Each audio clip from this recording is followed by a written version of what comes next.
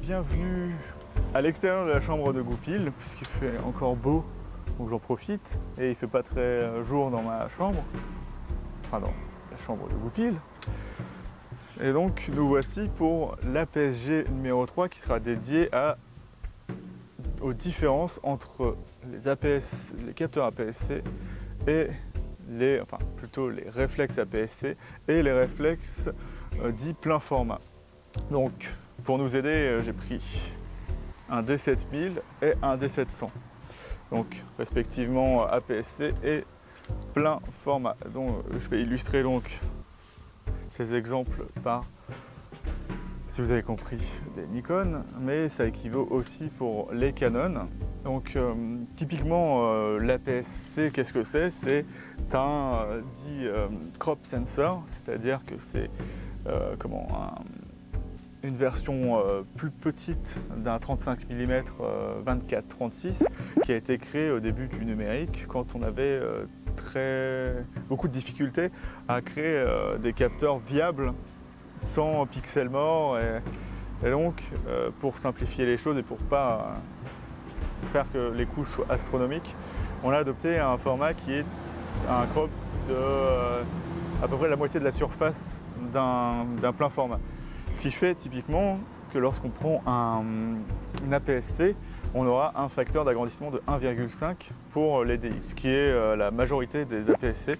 Après, on a l'APS-C de chez Canon avec mon 6D qui filme, et qui sera un facteur de 1,6. Je ne sais pas pourquoi ils ont choisi ça, mais typiquement, ça donnera un capteur, c'est un capteur plus petit, et qui donnera un facteur d'agrandissement plus grand au final.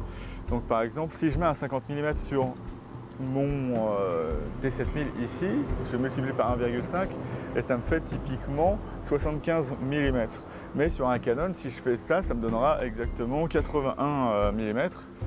Donc voilà. Et ainsi, on voit tout de suite que l'APS-C, ce sera privilégié d'abord aux débutants, puisque c'est d'abord en général par ça qu'on commence, et aux personnes qui vont typiquement faire des photos de choses loin, comme de l'animalier ou des avions ou des étoiles ou n'importe quoi d'autre, des planètes. Et le plein format, comme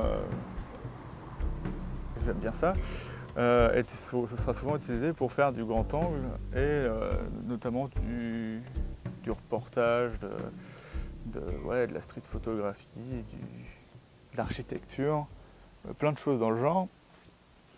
Et donc typiquement, qu'est-ce que ça va donner cette différence? Déjà, les objectifs plein format iront sur les APS-C, puisque ça a été fait comme ça. Mais on aura une perte de qualité, vu qu'en théorie, si on crop, on zoome dans la zone, puisqu'en général on a une définition semblable sur des APS-C et sur des pleins formats. Les défauts des objectifs se voient magnifiés et donc c'est pas forcément super cool. Donc en général, si on utilise des optiques plein format, elles seront meilleures sur plein format que sur des APS-C. Après, il y a certaines optiques, on est obligé de prendre des pleins formats, comme tous les téléobjectifs ultra lumineux. Après, l'APS-C, comme on n'a pas besoin de tout l'objectif plein format pour prendre une photo, il y a des optiques dédiées qui sont bien moins chères. On peut faire des grands angles bien plus, qui seraient très très chers à produire sur plein format, mais qui sont juste faits pour, donner à peu près ce que pourrait donner en grand angle un plein format. Après, les différences qu'on aura aussi entre un APS-C et un plein format, c'est que du coup, vu qu'il va falloir une optique plus grand angle pour faire une optique, comme il faudra, par exemple pour un 50 mm, pour faire 50 mm, il faudra un 35 mm qui fera 52,5, pour faire 85 mm, il faudra un 50 qui fera 75. Donc on a la profondeur de champ de l'optique grand angle, entre guillemets, plus grand angle. Donc on a moins enfin, plus de profondeur de champ sur un APS-C que sur un plein format.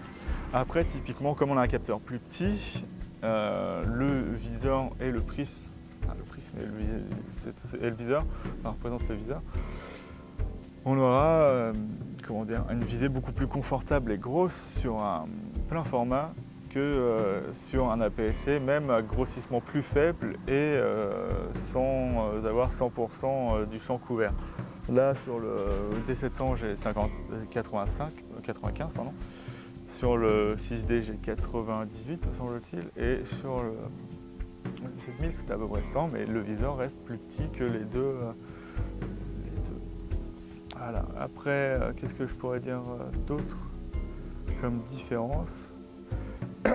Alors, pour parler spécialement de Nikon, parce que chez Canon, il n'y a aucun problème, les optiques sont compatibles, toutes les optiques autofocus, donc depuis 1987, sont compatibles sur les APS-C.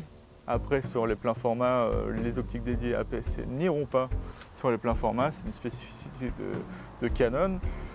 Et chez Nikon, c'est un peu plus compliqué puisque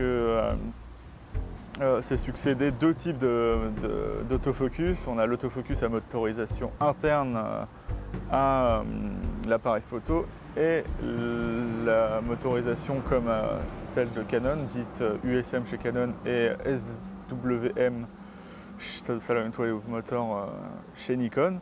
Ce qui fait que certains boîtiers aujourd'hui ne font pas l'autofocus avec les anciens objectifs dits AF ou AFD. Donc typiquement sur la série des D3000 et D5000, on ne pourra pas faire l'autofocus avec des optiques AF et AFD. Et de plus, Nikon utilise cette monture depuis les années 60. Et sur un plein format, il n'y aura pas de souci, toutes les optiques seront compatibles, absolument toutes, hein, de 78, enfin pas 60, hein, mais de 78 à aujourd'hui. Mais sur les bas de gamme, non, puisqu'il manque un ergo AI sur les bas de gamme pour les rendre moins chers. Et ce qui fait que quand on peut utiliser des optiques manuelles, mais il n'y a pas de mesure de lumière dessus et il faut se débrouiller, soit en fermant le diaphragme à l'ouverture où vous prendrez la photo, ce qui est assez compliqué. Et après, je suis pas sûr qu'on puisse, parce que pour que les optiques manuelles marchent sur un